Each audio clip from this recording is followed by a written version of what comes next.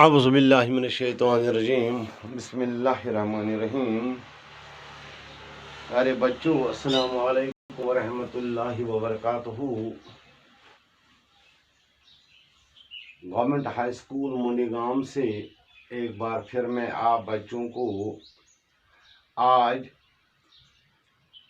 عبرت افسانہ کے سوال نمبر 2 جو توضیحات پر مشتمل ہے کا ایک مختصر خلاصہ آپ کے سامنے سمجھانے کی کوشش کروں۔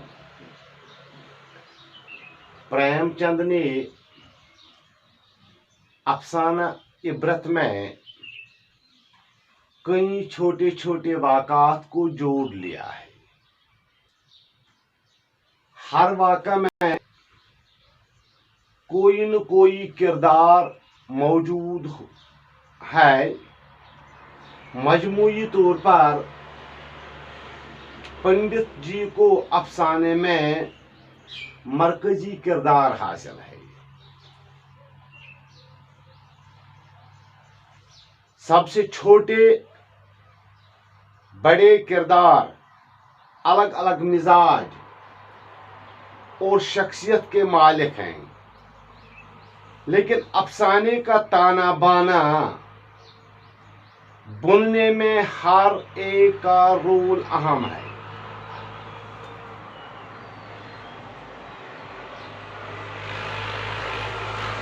اگر کسی ایک کردار کو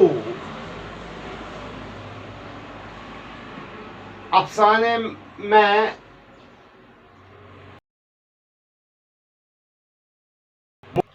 تو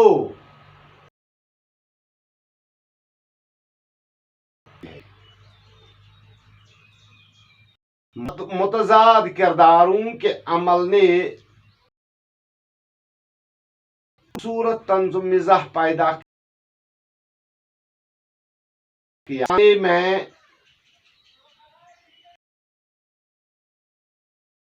دلچسپ مکالمے نہ ہوتے تو سارا افسانہ محض ایک بیان بن جاتا۔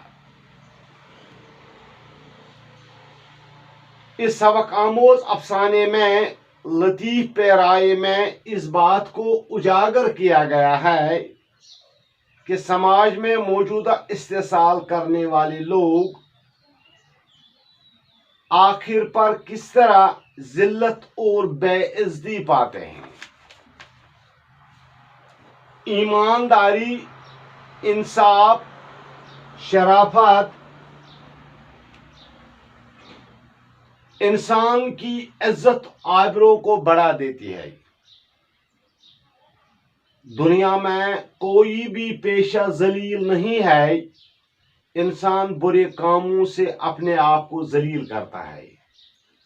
پیارے بچوں، ایسے اسباق کتابوں میں اس لیے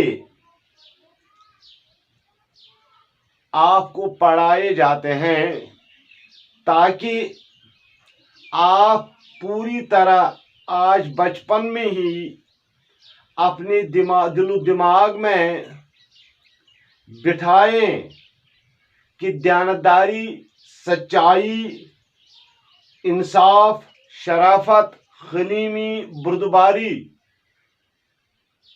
انسان کو ایک اعلیٰ مقام دیتی ہے۔ اس کے برعکس چغل خوری، بے ایمانی، چوری، ڈکیتی ایسے کاموں سے انسان خوار ہوتا ہے۔ یہ اس افسانے کا لب لباب ہے۔ ایک طرف دولت مند جن کے پاس روپے تھا، دوسرے کے پاس روپے تو تھا لیکن صرف ذریعے معاش، صرف جس سے مشکل سے اس کا گزارا چلتا تھا، لیکن اس کے پاس سچائی تھی، اس کے پاس ہمدردی تھی، اور دونوں کا رزلٹ ہمارے سامنے آیا۔ اس نے کیا پایا؟ اپنے اعمال کا بدلہ۔ اور اس نے کیا پایا؟ ہاں، یہ اس سوال نمبر 2 میں توضیحات کے ساتھ اس نے یہاں کتاب میں لکھا ہے اب آمدنی اور خرچہ جو ہے، آمدنی اور خرچہ، یہ آپ بھی یاد رکھیں، آج کے بچوں کو زیادہ تر یہ یاد ہی نہیں رہتا ہے۔ آمدنی اور خرچہ، روزانہ حساب، ان کو سیاہ کہلاتا ہے۔ سیاہ میں سب کچھ ملا جلا مسودے کی شکل میں ہوتا ہے۔ سیاہ لکھنے والے کو ہم سیاہ نویس کہتے ہیں، اس کو ہم سیاہ نویس کہتے ہیں۔ سیاہ کو روزنامچہ یا کچا کھاتا بھی کہتے ہیں، یہ میں نے کل بھی آپ کو سمجھایا تھا۔ اور سیگا سے مراد ہے محکمہ، جس کو ہم انگریزی میں ڈپارٹمنٹ بھی کہتے ہیں۔ اس سیگے کی ترقی اسر کی کھیتی ہے۔ یہ ایک خوبصورت تشبیہ ہے، جس طرح ہم کشمیری میں یا اردو میں یہ کوئی ایسی تشبیہ پیش کرتے ہیں، جیسے ہم کہتے ہیں کشمیری میں ہم کہتے ہیں سفید شین ہو، سفید شین ہو۔ سفید تو ہے لیکن ایسا سفید جو برف جیسا ہو، جس میں داغ ہی نہ کہیں ہو۔ اس کا مطلب ہے کہ اوسر یعنی بنجر زمین میں اگر کھیتی کی جائے تو کچھ حاصل نہیں ہوتا۔ بنجر زمین میں اگر کھیتی کی جائے تو اس میں کچھ حاصل نہیں ہوتا ہے۔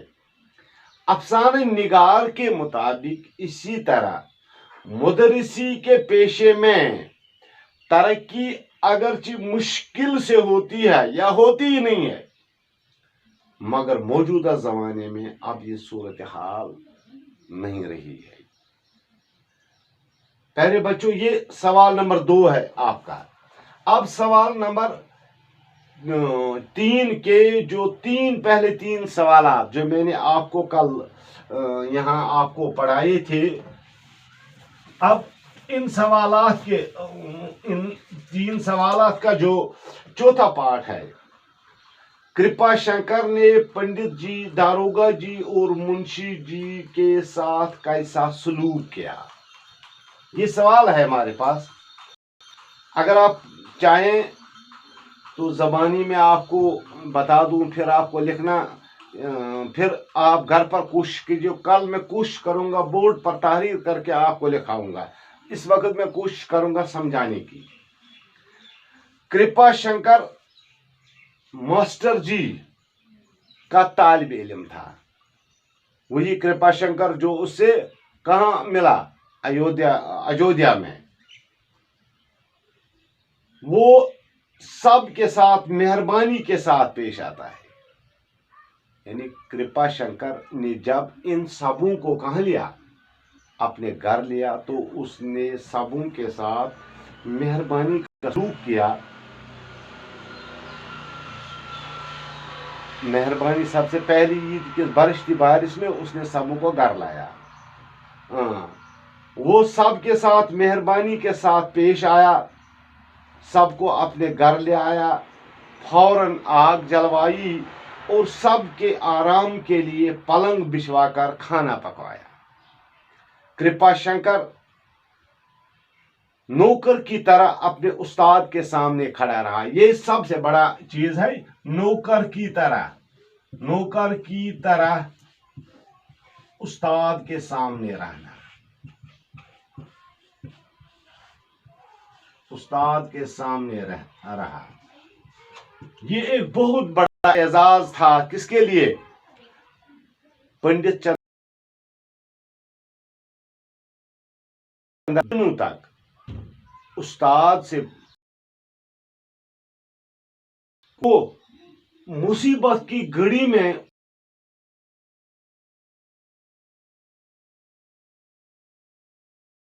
کھڑا رہا۔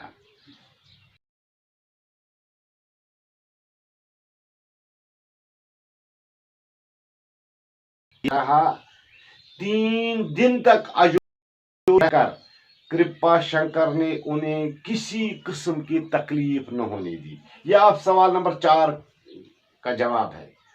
सवाल नंबर 5, पंडित चंद्रदार को अपने पेशे की अजमत का एहसास किस तरह हुआ? पंडित चंद्रदार को अपने पेशे की अजमत का एहसास किस तरह हुआ?